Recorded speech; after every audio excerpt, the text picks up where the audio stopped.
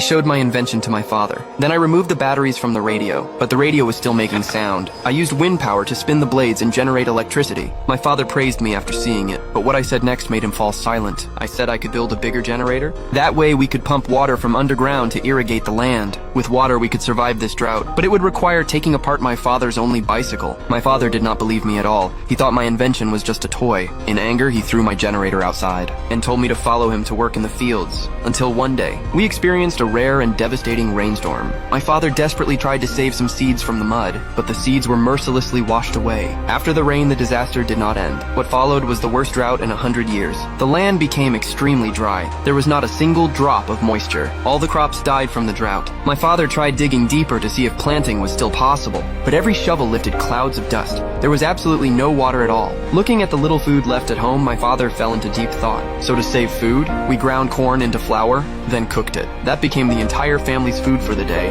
The drought kept getting worse, and many people starved to death. Hungry villagers had no choice but to leave and look for work elsewhere. At this point, the famine victims had lost all sense of morality. They broke into my home and stole all the food. Staring at the empty granary, my mother felt a level of despair she had never known before. Fortunately, the government stepped in to help, bringing low-priced grain to sell to villagers. My mother took out all our savings and sent me to buy food. But when I arrived at the grain station, I was completely shocked. Disaster victims swarmed in from everywhere. I could only squeeze through a crack in the door. And even then, I was only able to buy 30 jin of grain. When I got home, my father looked at the food I bought and suggested we eat only one meal a day, so it could last longer. That was when I noticed a magical bicycle. As long as the wheels turned, the front light would light up. It was that light bulb that gave me a bold idea. So I decided to build a power generator to pump water from underground and solve the drought. But unfortunately, there was no power source here. So during my afternoon physics class, I was carefully taking notes. But the next moment, I was kicked out by the principal. The reason was that my father had not paid enough tuition, but the entire village was suffering from drought. All our money had gone to buying food.